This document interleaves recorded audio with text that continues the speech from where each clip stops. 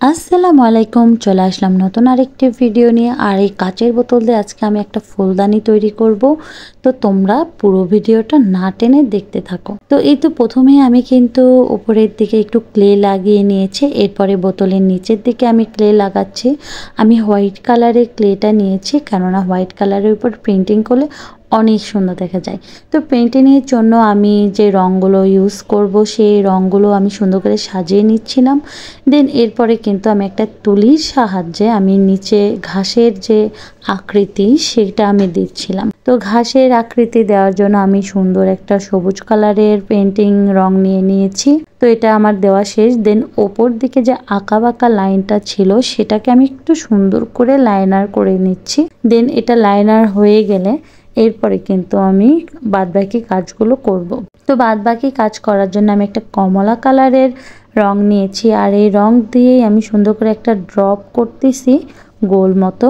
এরকম করে আমি পুরো বোতলটাতেই করব, কিন্তু তার মাঝখানে একটু বুদ্ধি আসলো যে একটু ক্লে দিয়ে এটাকে গোল করে একটু রং করলে কেমন হয়। দেন ভীষণ সুন্দর হয়েছিল।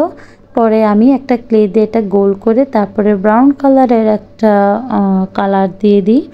দেন এটা দিয়ে পরে দেখি আরও সুন্দর হচ্ছিল। তো আমি পুরো বোতলে কিন্তু আমি ক্লে দিয়ে এটাকে রং করে ফেলাই।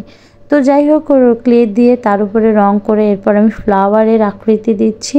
আর ফ্লাওয়ারটা আমি রেখেছি হলুদ কালারের, তো আপনারা দেখতেই পাচ্ছেন। এরপর আমি একটু কমলা কালার নিয়ে হলুদ কালারের উপরে শ্যাডো করে দিচ্ছি, দেখতে আরও আকর্ষণীয় হওয়ার জন্য।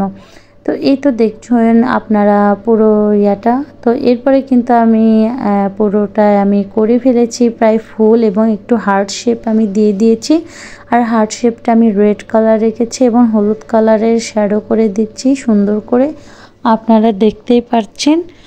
আর দেখুন এটা কিন্তু পরে অনেক সুন্দর হচ্ছিল, আমার কাছে কিন্তু ভীষণ ভালো লেগেছে। আর উপরে যে মুখের টুকু যে ছিল আর একটু ক্লে, সেটা আমি সুন্দর হলুদ কালার এবং লাল কালার দিয়ে কিন্তু ড্রপ করেছি। দেন এরপর আরও হার্ট শেপ আমি আরও দিয়ে দিলাম। একটু ফাঁকা ফাঁকা লাগছিল, তাই আমি আরও হার্ট শেপগুলো দিয়ে এটাকে সুন্দর করে আমি হলুদ এবং লাল দিয়ে এটা শ্যাডো করে নিচ্ছিলাম। দেন এরপরে কিন্তু আমি আবারও ডালপালাগুলো সুন্দর করে ফাইনালি দিয়ে নিচ্ছিলাম, যেন কোনো থেকে কোনো কিছু বাদ না পড়ে। দেন এই হয়ে গেল আমার ফাইনালি লুক। তো ফাইনাল লুক দেখার আগে আর একটু কথা বলি, যারা যারা আমার ভিডিওটা দেখছো তারা প্লিজ আমার চ্যানেলটা সাবস্ক্রাইব করে দিবা। আর যারা ফেসবুক থেকে দেখছো তারা আমাকে একটু ফলো করে দিবা। তো এই তো ফাইনালি হয়ে গেল। তো আজকে এই পর্যন্ত, আল্লাহ হাফেজ।